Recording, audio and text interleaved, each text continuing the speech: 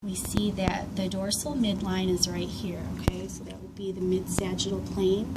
Lateral to the dorsal midline, there's a group of muscles that runs down the back of the salamander, and those are the dorsalis trunci muscles. Dorsalis trunci.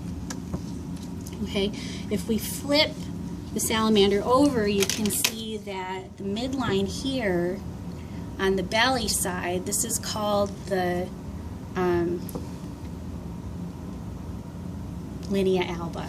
Sorry, it's taking me a while. So, I was under anesthesia on Wednesday, and yesterday at 8 o'clock in the morning I had to teach the graduate class, and I could feel my neurons popping. It was just like it was worse than I've ever been. Okay, so anyway, you have the Linea Alba here, and running lateral, just lateral to the Linea Alba, are your Rectus Abdominis muscles.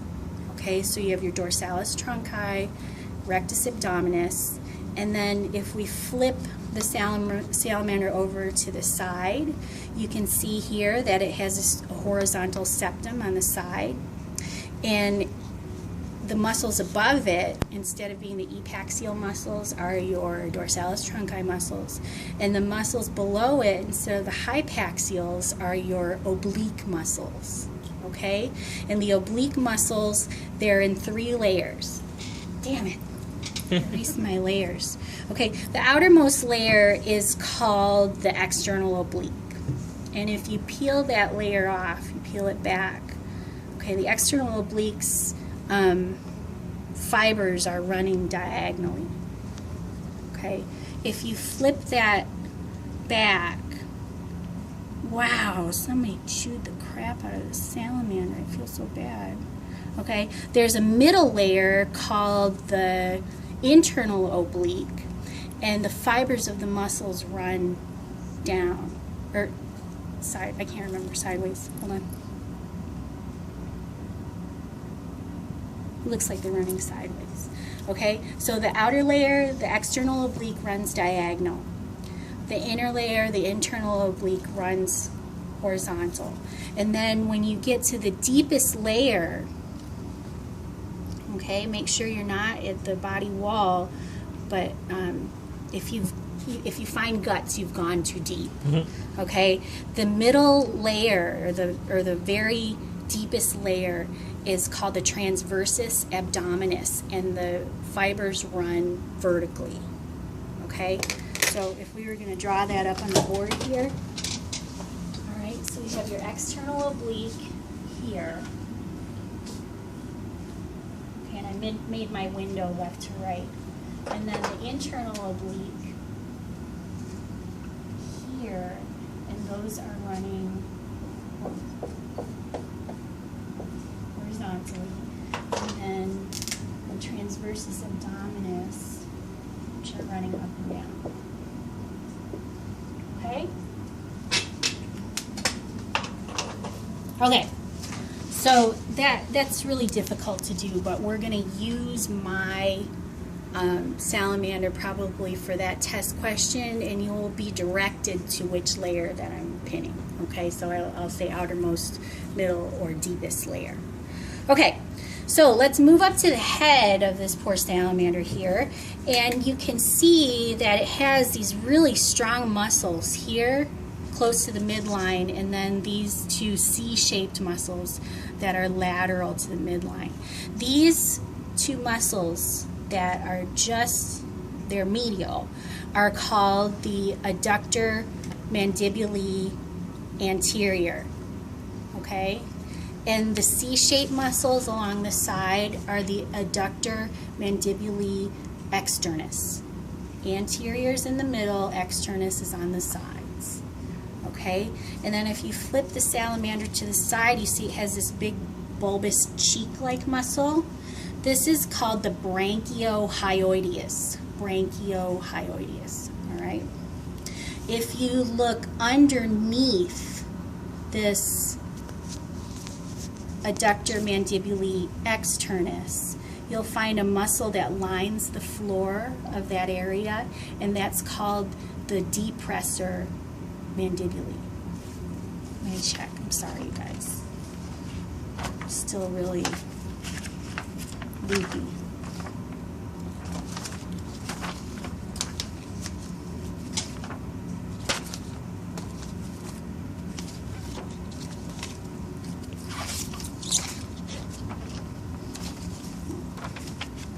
Mandibulae.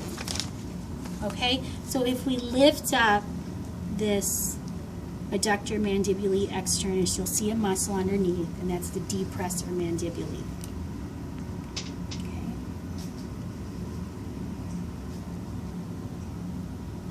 Right. So then, if we flip the salamander over to its belly, what we want to see first is underneath the chin. Now, there are 3 different muscle straps that run across. They're very thin layers of muscle. The one that's most anterior, that forms the tip of this triangle here, is called the intermandibularis. Okay? The next is a thin strip that runs from the edges of the mouth down just past the adductor mandibular externus, and that's called the interhyoideus. Okay, and then finally, what's covering these branchiohyoideus muscles here is a thin flap of muscle called the Sphincter Coli.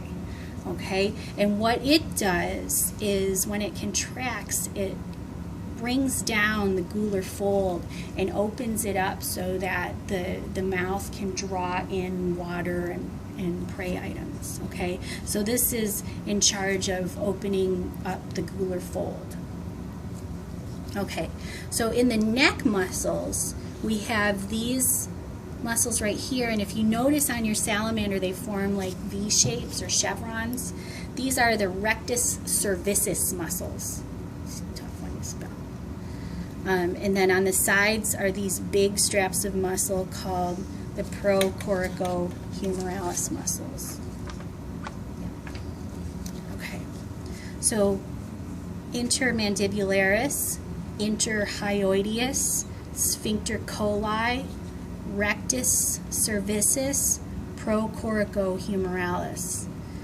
Just deep to the procoricohumeralis is a little flap of muscle. Okay, so see when I take it away like this, there's a little flap of muscle right here. Okay, see that right there? Mm-hmm. That's called the omarcule. It's spelled funny. Omoarcule. Omarcule. Okay, so it's deep. Here it is. Omarcule. Okay, so the next thing we want to do is cut deep into these very thin muscles, the Sphincter Coli, the interhyoideus, and the intermandibularis. And what you're going to notice here are these 2 straps of muscle that run from the chin to the chest, and these are your geniohyoideus muscles. Geniohyoideus. Okay, the book always points out this little muscle right here. I'm not going to have you guys learn it because it's impossible to pin. See this little teeny muscle right here? That's the genioglossus. Okay, and that's in charge of the tongue. Okay, so geniohyoideus. And then if you notice here, the Sphincter Coli is covering these big fat muscles right here. Those are actually your branchiohyoideus muscles. Okay, so Sphincter Coli on the ventral side covers the branchiohyoideus. So if I were to pin here or here, it would be the same thing. Okay, I think that's my only tricky thing. Okay, so the next thing you want to do is you want to look at the side of your salamander, and we're going to look at the arm muscles and the muscles of the neck. And in order, the best way to do that is to pull down on the arm slightly and kind of fold it under the belly of the salamander.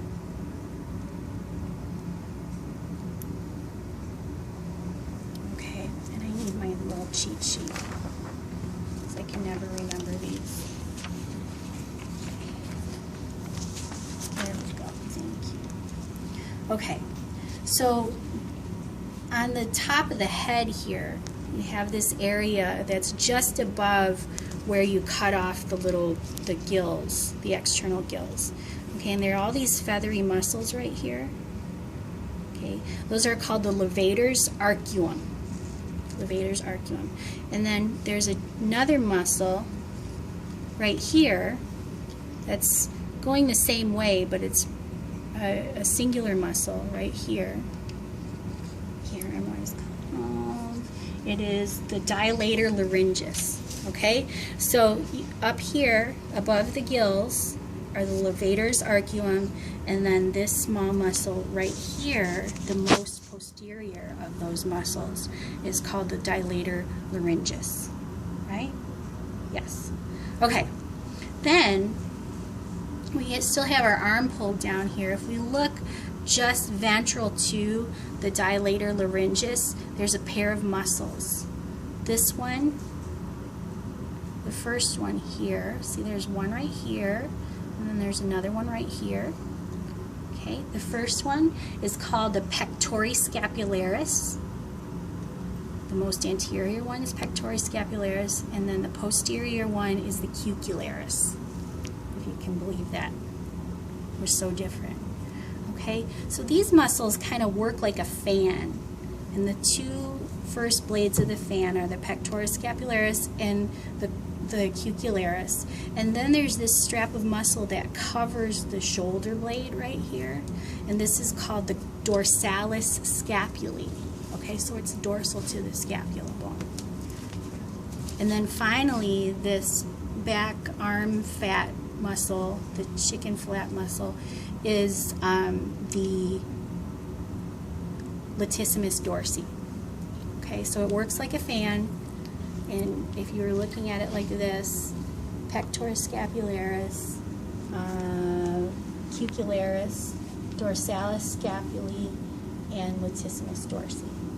Okay. All right, and then let's not forget our arm muscles, our upper arm muscles. This is the triceps brachii on top, and the one that's on the bottom is the humero antebrachialis. Okay, and on the forearm, this group of muscles is called the forearm extensors, and on the other side of the forearm, they're the forearm flexors. Okay, so up here, triceps brachii, and the one that's ventral. So remember, the salamander's like this. So if you imagine your arm like this, you have your triceps on this side, and then underneath is the humero antebrachialis. Okay. Oh, and that stupid leg. I hate the leg so much. Okay, so the way I want you to learn the leg is that there are three main muscles that are on the body, and then there are several muscles that are on the leg. So if we take a look here, okay, there's one muscle that's right here. See, it's right here, this triangle. This is the pubo-ischiofemoralis externus. Okay, and then if we move more posterior, we'll see that there's a muscle. Hold on, let me look for it.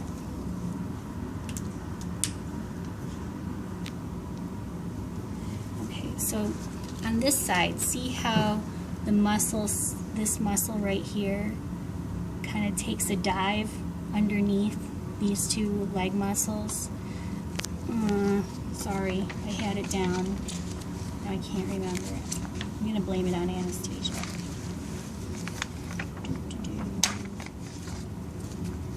I think it's the pubo-ischiofemoralis. But let's wait to be sure, because something tells me that's not it. Ah! I was wrong. Okay. All right, so let's start again. You have this triangle of muscle that's on the body. Pubo-ischiofemoralis externus. Okay? And then you can see here that this strap of muscle, it goes deep between these two leg muscles. That's the ischiofemoralis. Okay, so pubo-ischiofemoralis externus, ischiofemoralis, and then you have this strap of muscle right here that starts at the midline of the body and then goes all the way out to the leg. And this is the pubo-ischiotibialis. Okay, so the triangle on top of the body right here is the pubo-ischiofemoralis externus. The little strap of muscle, here I'm going to show you guys. This one right here, it goes deep in between the leg muscles. Okay, from the body, deep to the leg muscles. That's the ischiofemoralis. And then the one that starts at the body's midline, this one right here, starts at the body's midline and extends all the way out to the leg, is the pubo-ischiotibialis. Okay, so this one all the way out to the leg. Okay, so those are your body muscles. Pubo-ischiofemoralis externus, ischiofemoralis, pubo-ischiotibialis. On the leg, you have the outermost muscle right here. Okay, this outermost muscle right here is called the pubo-ischiofemoralis externus, or internus. Externus is on the body, internus is on the leg. All right. Sorry, I gotta get these right. All right, and then this next one right here, which is on the leg, is the pubo-tibialis. Yes. Okay, and the third muscle here, remember this is the one that runs from the body's midline out to the leg, the pubo-ischiotibialis. And then you have this hamstring muscle right here, which is called the ischioflexorius. Can't call it a hamstring? I'm sorry. All right, so I'm going to draw that on the board. All right, so on the body you have this top triangle here. Okay, this is the pubo-ischiofemoralis externus. Okay, and then you have that little muscle that runs deep to the leg muscles from the body. This is the the ischiofemoralis, sorry. Ischiofem. Right? And then you have that one muscle that runs from the body's midline out to the leg.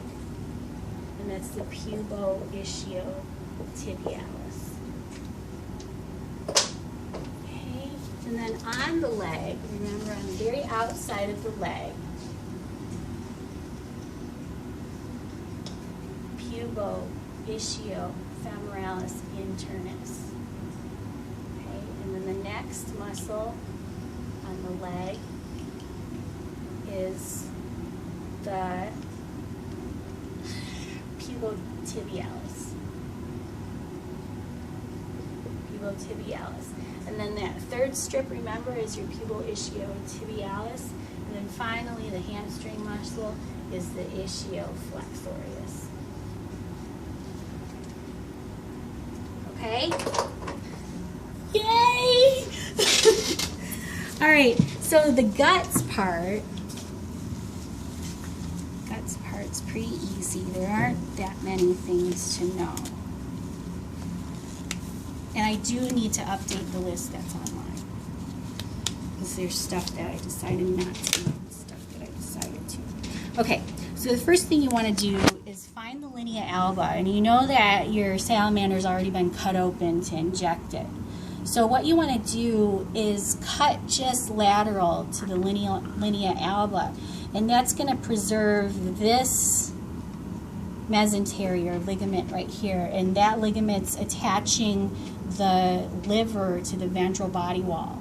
And remember, that's called the falciform ligament. Okay? And it actually travels all the way down here, but it looks like I broke it. Yeah, it travels all the way down to the urinary bladder. Okay, so the liver is attached to the ventral body wall via the mesentery the falciform ligament.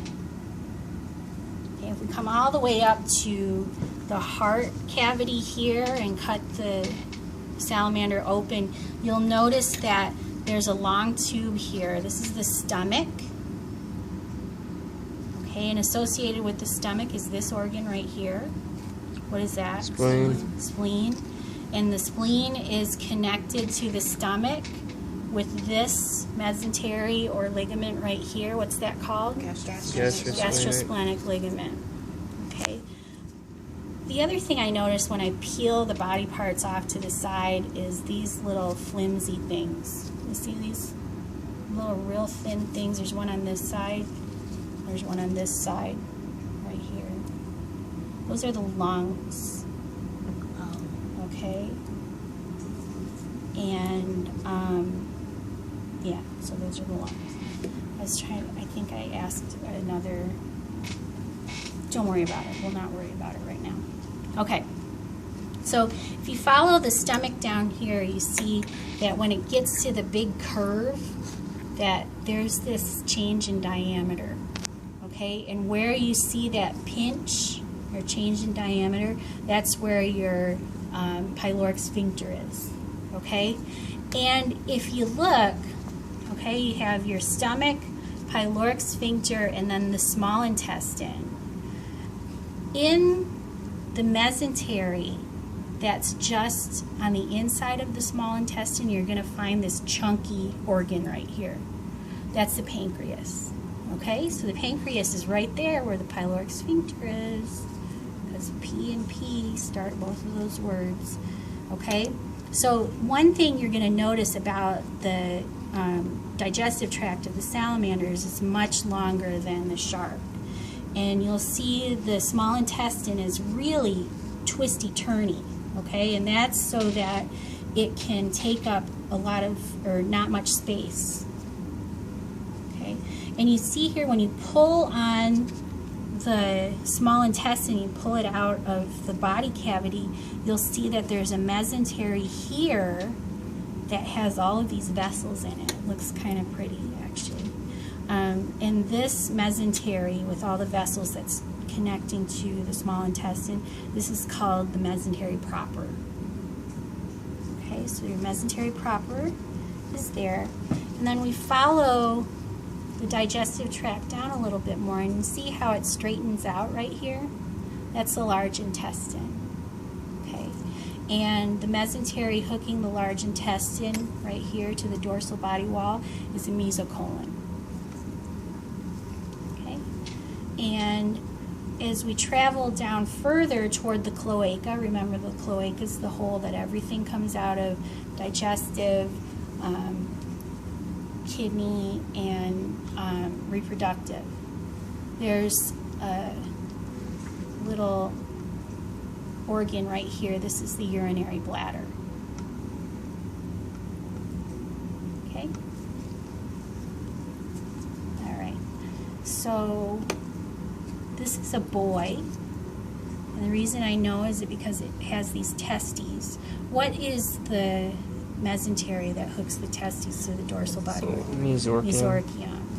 And these little squiggly things, those are they're called the archinephric ducts, and I want you to learn them as the Vas Deferens, okay? Because in the cat we'll see the Vas Deferens. But again, there's a testis and the mesorchium right here. Okay, we don't identify the kidney, but in salamanders, but I'll show you where it is. There's this highly vesseled area right around here. Okay, and on this side, there's a collecting duct is up on top here. That's where the kidney is. All right, so you don't have to know that. Oh, gallbladder. Okay, so you look on your liver and you'll find your stinky balloon here. There's your gallbladder. It's really small. Remember how huge it was in the shark? Okay, so that's about it. I think that's it. Do you do the heart at all? We'll do the heart next week. Okay. Okay? All right, you guys can look at him some more.